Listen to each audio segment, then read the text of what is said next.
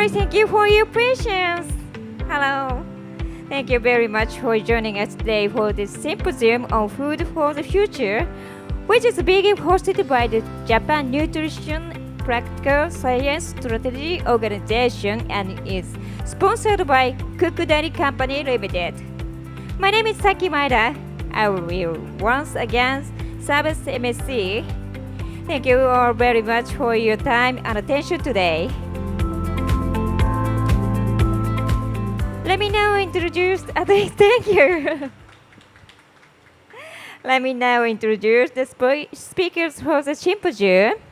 Dr. Teiji Nakamura, Executive Director of the Japan Nutrition Practical Science Strategy Organization. Dr. Hiromi Kawai, Professor Emeritus at Tezukayama University. Ms. Mayuka Sakaguchi from Kukudari Company Limited. Thank you very much for your time today. First, Dr. Teiji Nakamura, Executive Director of Japan Nutrition Practical Science Strategy Organization, will provide an explanation on the purpose of this symposium and why the organization is dealing with hospital food service right now.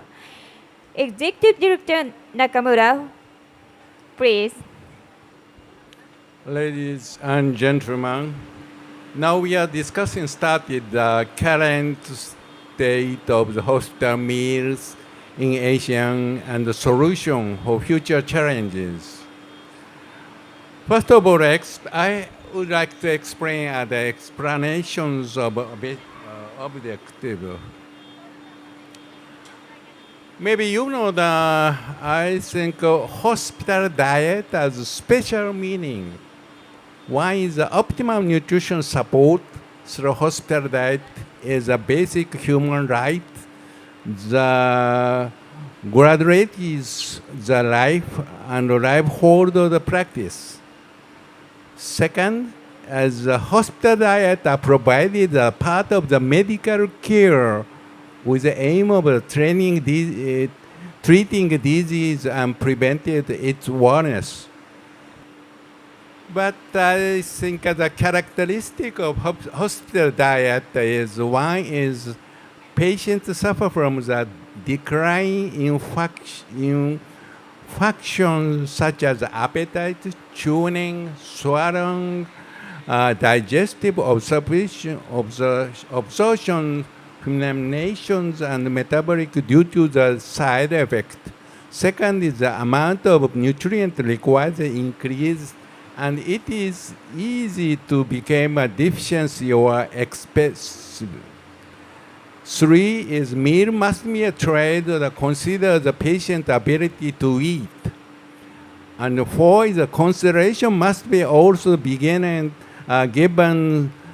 satisfying person's preference.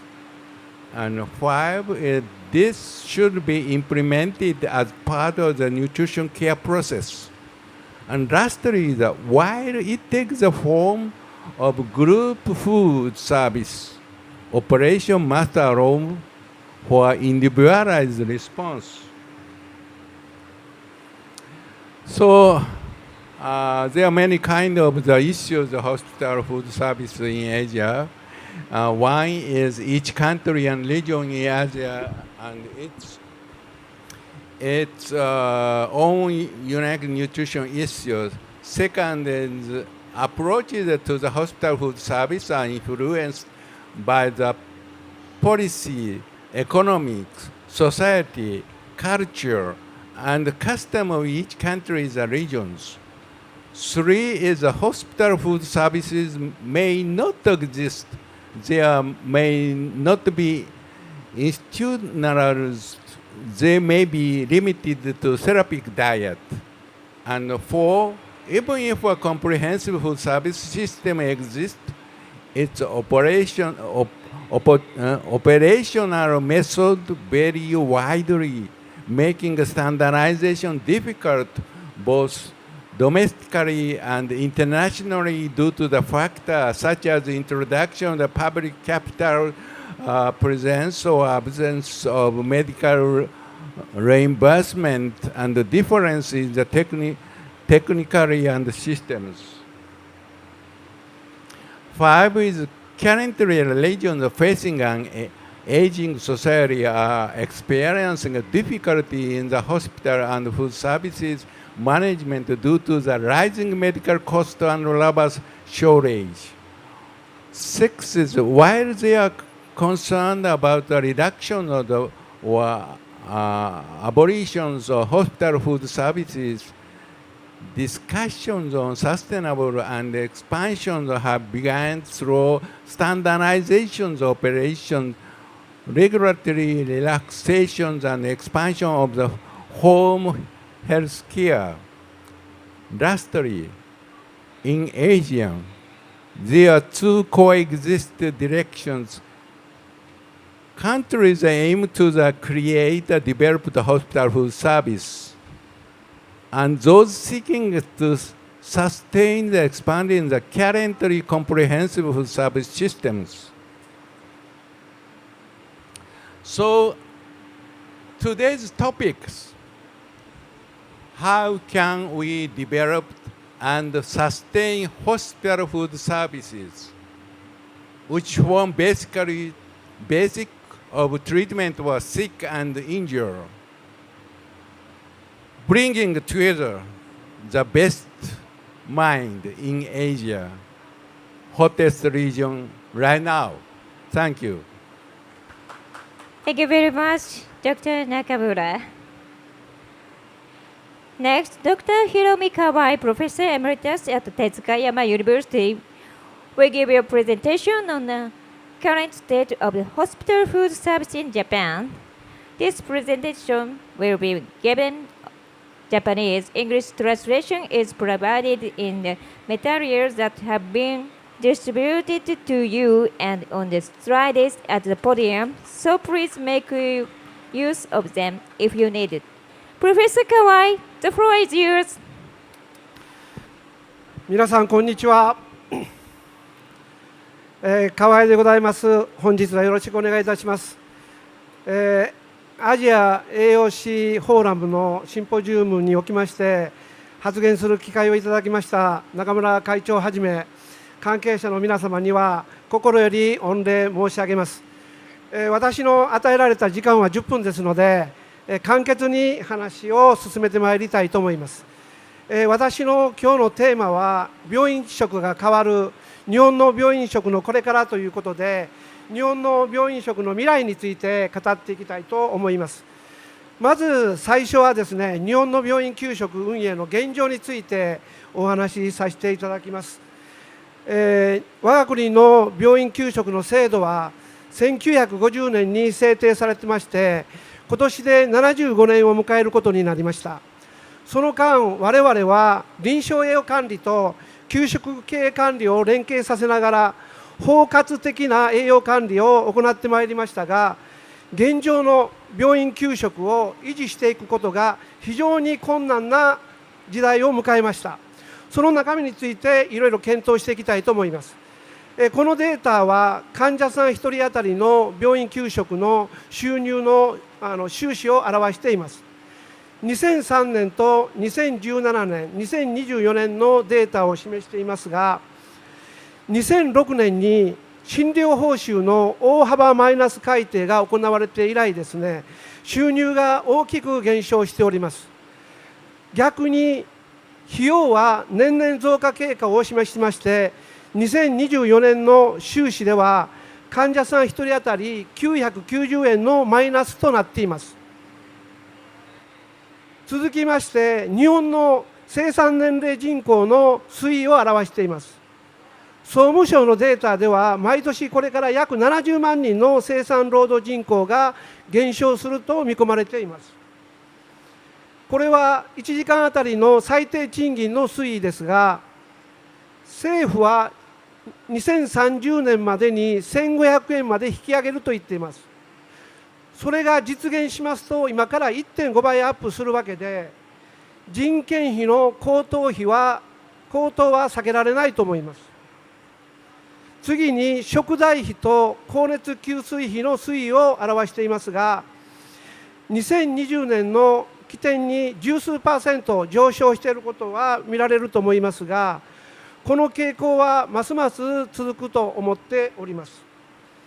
最後ですが、病院の建築費の推移を見てみたいと思います。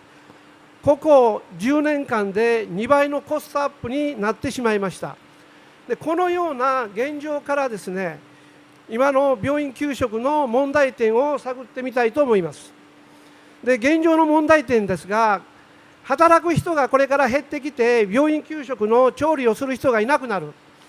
2つ目は人件費、食材費、光熱給水費などが高騰して経営状態がますます悪化するということ。3つ目は建築費が高騰して病院の建築、我々にとっては改築も難しくなってきているということ。4番目に診療報酬の大幅増額改定は期待できないということを問題に挙げたいと思います。このままでは病院給食を維持していくことが非常に困難であるということは皆様も分かっていただけると思います。それでは解決策を探っていかなければいけません。皆さん方もそれぞれ解決策をお持ちかも分かりませんが、今日は私の考え方を話しさせていただきます。1つ目は病院の食事基準をできるだけ簡素化して全国の標準化を行うということです。2つ目はこれからは冷凍食品あるいはレトルト食品などの調理済み食品を活用するということです。3つ目はこれが大事なところだと思いますが、食品の製造と食事を提供するというのを完全に分業化するということです。でそれぞれの業務を効率化を図るということだと思います。4つ目は地域の社会インフラを活用して病院食のサプライチェーンを構築していくということ。最後になりますが、これからは省人化に向けた厨房改革、これからはいかにコンパクトな厨房を作っていくかということが重要なことだと思っております。でこれを分かりやすく図でもって説明したいと思いますが、ここに新しいオペレーションと書きました。このオペレーションはですね、病院個々の厨房のオペレーションを言うんじゃなくて、これからの病院給食は地域でもってオペレーションをするという発想がなければいけないと思っています。でその中でも一番重要になってくるのは食事線の統一と官庁品を活用するということです。なぜかと申しますと、これから食品製造の制度原価を落としていかなければいけないわけです。ですから食事線を統一することによって商品を規格化する、そして商品種大量生産に置き換えていって制度原価を抑制していくという考え方です。もう一方は食事提供なんですけども、調理済み食品を活用することによって今までの下処理スペースあるいは調理エリアをなくしてですね、厨房をコンパクトにしていくということです。そうすれば建築費の削減にもなりますし、人件費あるいは光熱給水費の削減にもなると思います。で私の非常に極端な話なんですけども、下の絵を見ていただいたら分かりますが、これからの病院給食は盛り付けエリアの確保と大型の冷凍庫と再加熱カートがあれば食事は必ず提供できるということです。ちょっと極端すぎると思いますが、最後はですね、物流です。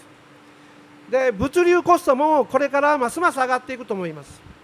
で物流コストを削減するということはピッキングおよび搬送の回数をいかに短く少なくしていくということが非常に重要になるかと思います。そのためにもですね、納入先に大型の冷凍庫を構えることによって納品回数を少なくしていく、この一つのビジョンが私の考えていることであります。もう一つ皆さん方に言いたいのは、日本の技術力を知ってもらいたいと思います。一つは急速冷凍機の進化です。今はエアブラストタイプであるとかブレーンタイプがあるんですけども、この進化によって食品の細胞が壊れなくなったわけですね。それによってドリップが少なくなってきた。そのことによってですね、食品の鮮度や品質を損なわなくなった、あるいは栄養価が保持できるようになった、あるいは生産性の向上であるとか食品のロスが削減した。でこのことがですね、我々の日本料理の代表と言われる日本の握り寿司が海外でも食べられるようになった。これは急速冷凍機の進化であります。でもう一つ伝えたいのは再加熱カートです。このカートは非常に便利な機械でして、調理済み食品をトレイの中に冷菜と温菜に分けて、それをカートにセットするだけなんですね。そうすると自動的に冷凍機能が働いて保存してくれて、加熱調理に変わって保温に変わるということです。そのことによりましてですね、より安全でおいしい食事が提供できるようになったということと、食事の配膳の効率化ができたということです。それによってかなり人件費が抑制できると思います。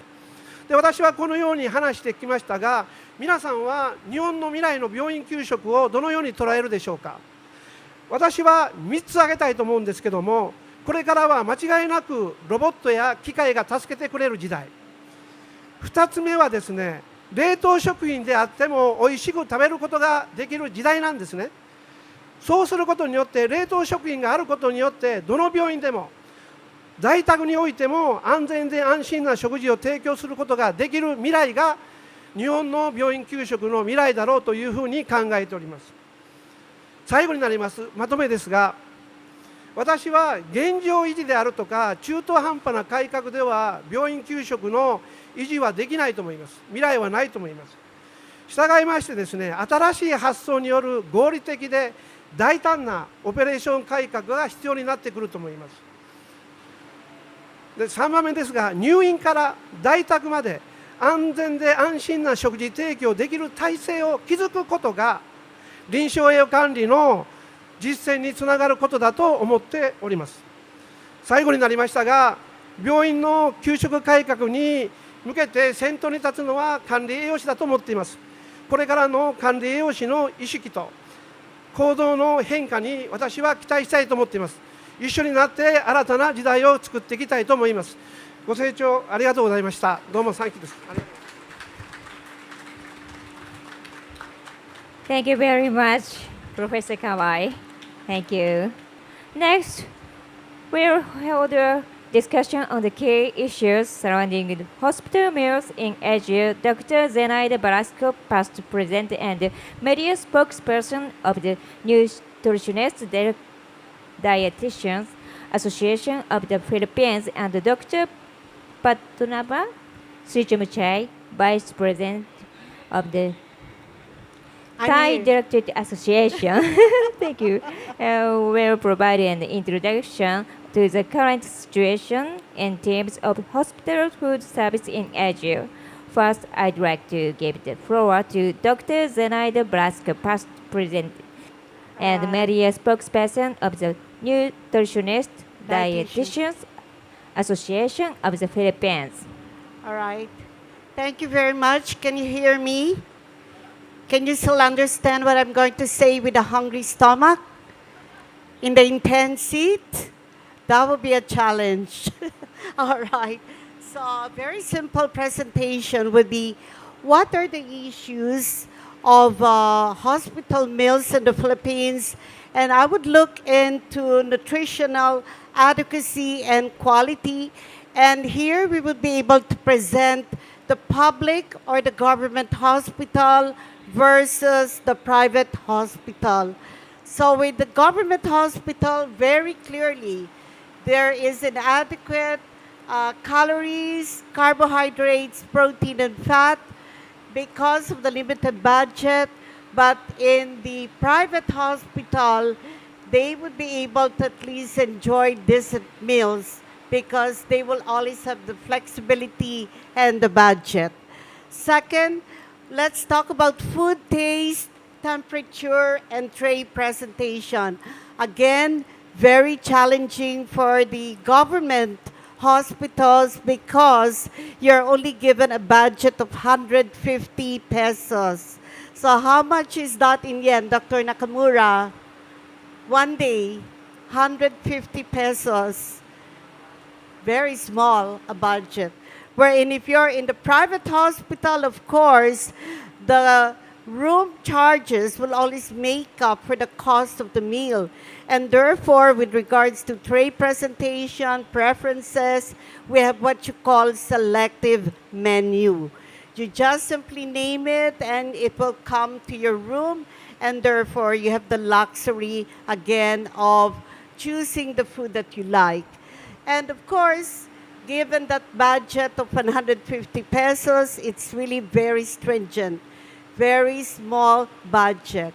In fact, studies done by the Department of Science and Technology would say in the government hospital, we are only reaching 59% of the adequacy, although we are allotting at least 1,800 kilocalories for the government hospital. And certainly with government hospital, I've been impressed with Dr. Kawai, all the modern equipment. We are very antiquated in some of the hospitals. And therefore, I would conclude then that we are happy again to say we may have the mandate because we have an administrative order for the implementation of the nutrition care process. But that is not the end, because I believe that every time we provide meals for our patients, we should always be able to give patient recovery and patient satisfaction. After all, good nutrition is really a cornerstone by which we are able to prepare healthy meals that will also make our patients happy and that they would always have to live longer. Thank you very much. Thank you very much, Dr. Zanaida Velasco. Thank you. And next, let us hear about the situation in Thailand. I would like to give the floor to Dr. Bernard Tejasek Dabon, the International Affairs Committee representative of the Thai Dietetic Association. Please. Yes, thank you very much for introducing me, and I'm representing for the Thai Dietetics Associations. And for today, I would like to hands up for the current stage of the hospital diet in Thailand, and there's a lot of the issues, I think, and some issue is already same as the Philippines one, and I think it's same as the Asian country as well. So for the situations at the moment, currently Thailand have the food service system for the two types of their food service system. The one main type is the in-hospital kitchens, and the another one is the outsourcing service, like they have like the catering in the middle, and then they send out the kitchen and also the catering to others hospital around. And also no meals on wheel for the people and for the hospital kitchens as well. And the issues number one that I would like to stand for is about the nutrition standards. So we clearly found that we not really monitor the nutrition profiling for the hospital meal. For some hospital that they don't have their nutrition calculating and nutrition department. So we are developing the micronutrients standard guideline, and will focus on the age group requirements and the basics requirements. And also we do have the food preparations standard to handle. So we now currently improve from the basic standard to the international standards like the HACCP or ISO for the standard one. And also we do have the evaluate for the patient satisfaction and the place weightage that currently having reflect each other. So if patients are happy with the meals, the plate wastage might not be a lot. That means patients can eat all the plate, 100% of the plate. So this one we encourage all hospitals to do the patient satisfaction survey after we serve a hospital meal to the patients. And also the meal budget, same as the Philippines. We do have a very low budget for the meals budget. for a public hospital or the government hospital, currently $4 per meal. That's a very low budget. And also for the private hospital, it's up to $10, and it's kind of like fancy one. The patient can choose the menu that they like. If they come from a Western country, they might choose the Western diet rather than our Thai food or the basic hospital food. And also the enteral feeding, we have transforming from the blended rice diet, 100% blended rice diet from the natural ingredients to the commercial formulas. And some hospital is 50% mixing with the blended rice diet and the commercial formula. And the last one that we handling it now, it's about the aging populations that coming to Thailand. So we working with the texture modified diet, and we are early phase of the IDDSI implementations and the dysphagia diet standard. So I think it's same as Singapore, same as Hong Kong and other countries in Thailand as well. And that's all the Thailand situations. Thank you. Thank you very much, Dr. Barana Tetrasek Dabon. Thank you. And next, I'd like to for a Q&A session to take place. The Q&A session will be facilitated by Dr. Shinta Nishioka, member of the 2025 Asian Dietetic from Executive Committee. Dr. Nishioka, thank you very much in advance. Thank you for the great presentation by Dr. Velasco and Dr. Techasak-Sabong. And we have heard the two highly informative presentations from the Philippines and Thailand, highlighting the evolving landscape of hospital meal services in each country. So we would now like to open the floor for questions. Please feel free to raise your hands if you have any questions or comments for the presenters. Do you have any questions? Okay, please. Yeah, I'm Dr. Jagmeet Madan from India. My question is that how well coordinated are the dietetics department and the food service management department in your hospitals? Because very often we see that, they run parallelly. There is lack of coordination, in spite of the fact that the dietetics department wants to deliver, the standard of nutrition practice. But unless and until there's a teamwork between the two components in a hospital, you're really not in a position to achieve the goal. So I wish to understand both in the government and private hospitals in your countries. Yeah, thank you. Dr. Jagme, the dietary service were organized in the Philippines. And when you look at the two divisions, you would always say there is the therapeutic or clinical dietitian, and the other part would be the administrative dietitians, and they'll be in charge of procurement, the food, and the service. All right. And therefore, given that, it is now also common for other hospitals to hire professional chefs in order to take care of aesthetics, the food, and all. But that can only be true for premier hospitals or hospitals who have very high budget to really hire a professional chef.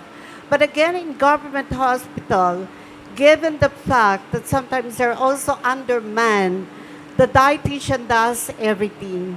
So it's a one-woman show, especially in the remote areas or hospitals where you don't have so much dietitians. In the practice, in the National Dietetic Association, 60% of dietitians are into clinical and hospital practice. So that is really, in spite of that, with the big number, 60%, we are still having difficulty hiring dietitians in the provinces or in the remote areas. Does that answer my question, your question? Thank you. May I pass this on to Vanya? Okay. Thank you so much. Thank you for Yes. Okay. Thank you. So let me share about Thailand. So I'm not really sure that I can say in Thailand. We are lucky that we are having more than 80% of dietitian come from food service. Because back to like 10 years, 20 years, 30 years, we are having only the food service kitchen. And we train nutritionists in the part of responsibility to the hospital meal. And after that, we grooming them, majority of them to be a clinical dietitian. So all the hospital, they have to have compulsory to have the food service department. And then they can grooming the food service dietitian to be a clinical dietitian. That's the way the collaborations happen in all hospitals. Thank you so much. Thank you. Yeah. Thank you for pointing out a very important point for the providing hospital food service. Thank you so much. So since we have no time, I'd like to proceed this session. So let's have a round of applause for Dr. Velasco and Saxabon. Thank you so much. Okay. In the following presentation, we will introduce some examples of the advanced solutions being deployed in Japan to address the challenges of the efficiently providing hospital meals to a large number of patients. Also, we will provide the modern advancements of preparing texture-modified diets, such as soft diets and pureed diet for older persons. So here, let us take a look at the example from Cook Dairy Company Limited. Please. Thank you very much, Dr. Nishioka and everyone else.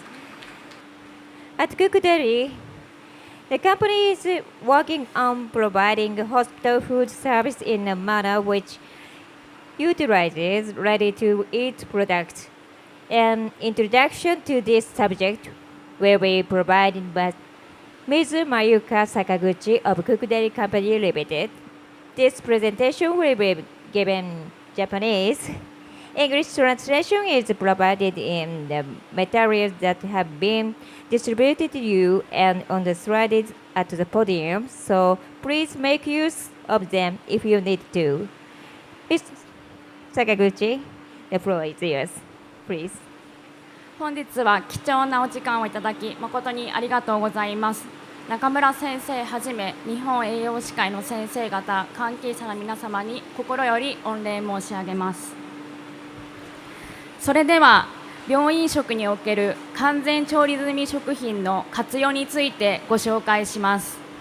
日本における病院食の課題としましては、労働人口の減少、病院で働く調理師の減少、そして早朝に働くスタッフの減少です。つまり日本では人手不足を視野に入れた厨房のオペレーション計画が重要です。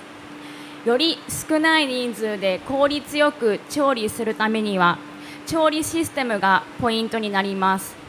クックサーブ方式、ニュークックチル方式、クックチル方式があります。クックサーブ方式は提供直前に料理をして提供する流れになります。すべての料理を同時に作らなければならないため人員を要します。そこで近年クックチル方式が考えられています。こちらは加熱調理後急速冷却、そしてチルド保存をして提供直前に再加熱をして盛り付け配膳という流れになります。最後にニュークックチル方式です。こちらはクックチル方式と似ておりますけれども、違う点はまず冷たい状態で盛り付けるという点と、こちらの再加熱カートを用いて保存と加熱調理を行います。冷たい状態で提供直前まで保管できるため衛生面にも優れており、また自動で再加熱で調理をするため人員削減効果が期待されており、近年注目されています。今ご紹介しました調理システムにはメリットとデメリットがあり、例えばニュークックチル方式は人員を削減できるため人件費には貢献しますけれども、その他先ほどご紹介した再加熱カートは高額ですので、こういった初期費用がかかる点がデメリットになります。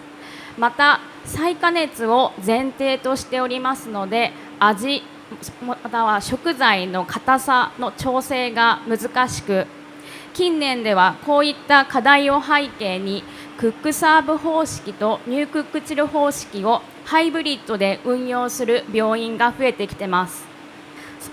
はい、ここからは近年さらに注目をされております人手不足の対策の一つとして完全調理済み食品があります。完全調理済み食品とは、食材の調達、下処理、仕込み、調理といった工程がすべて完了している食品です。食材が届きましたら、湯煎もしくはスチームコンベクションオーブンで加熱後、盛り付け、提供という流れになりますので、調理時間が大幅に削減することができます。また調理が不要ですので、未経験者でも対応できるというところから、慢性的に人手不足で悩んでおられる病院また介護施設で急速に導入が進んでおります。病院食は栄養面だけではなく、さまざまな食事形態に対応することが重要です。特にソフト食とミキサー食は高い調理技術を要します。また提供食数が少ないためコストパフォーマンスが悪いという点があります。そこで手間がかかる割に食数が少ないソフト食とミキサー食から完全調理済み食品に切り替えていく動きが見られています。それではここからはクックサーブ方式と完全調理済み食品を用いた場合の事例をご紹介します。まずは一般的なクックサーブ方式を動画にてご紹介します。通常のクックサーブでは食材の下処理を行います。大量の野菜や果物を洗って切る作業はとても大変で人員を要します。大きな回転釜で調理をします。大きな回転釜で調理をすることによって味が均一になり美味しく仕上がります。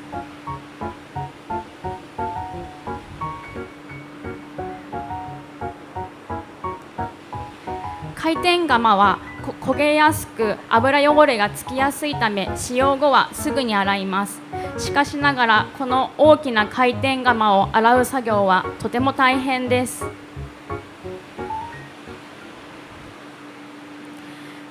ここからは完全調理済み食品を用いた場合です。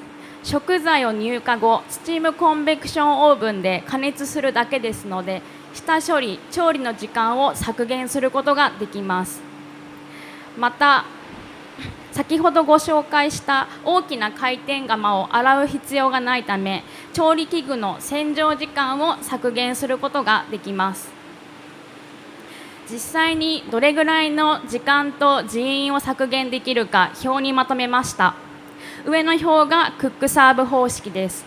下がクックサーブ方式で完全調理済み食品を用いた場合です。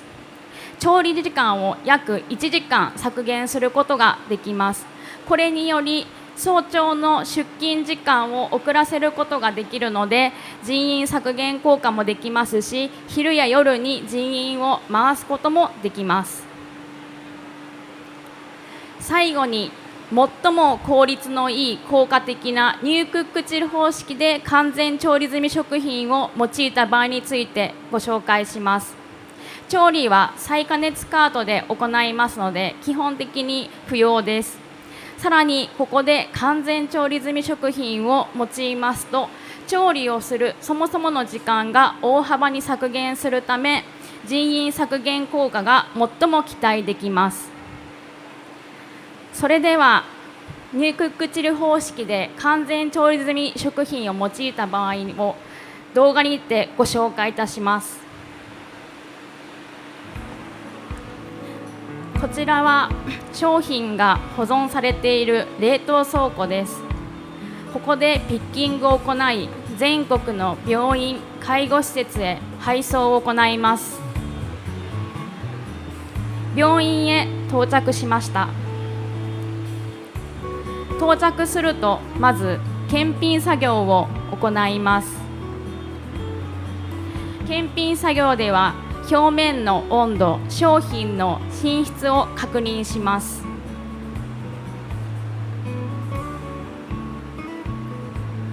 次に完全調理済み食品を解凍します。こちらは流水でも解凍できますし、前日冷蔵保存で解凍することも可能です。再加熱カートで保存・加熱をしますので、冷たい状態で盛り付けを行います。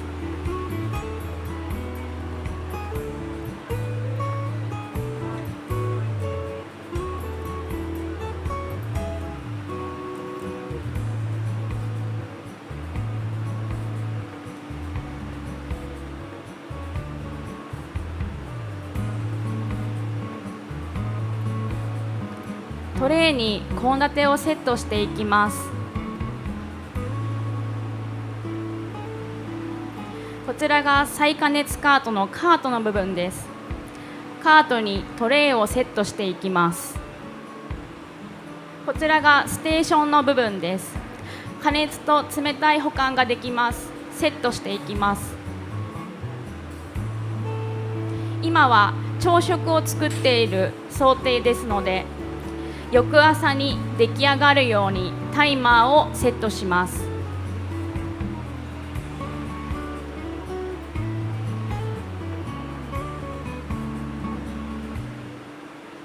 はい、朝出勤したら食事が完成しています。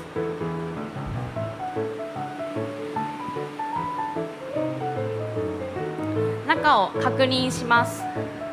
朝の調理が不要となるため、出勤時間を削減することができます。病棟へ出発します。患者さんに提供します。このように完全調理済み食品は人手不足の解消、調理の効率化を図るために現実的で最も効率のいい策として近年期待されています。